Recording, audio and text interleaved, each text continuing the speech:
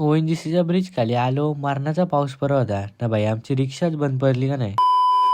आज दिवसाची सुरुवात केली ती पनवेल पासून. लईच पाऊस पडत होता दिवसभर. रस्त्यांचं रूपांतर नद्यांच्यात झालता. मग आपले पनवेलचे MSCB ऑफिसला आलो. गेल्या गेल्या अशोक नानांनी पपई कापलेली. पपई खाऊन बाहेर आलो तर नानाला नानीची लईच आठवण येत होती. नुसता चॅटिंग करत होता. सगळं पोल ना सगळ्या वायरी सगळा पाण्याखाली आलता. बोललो आज की आपला होणार नाही. गप घरात जायला निघलो.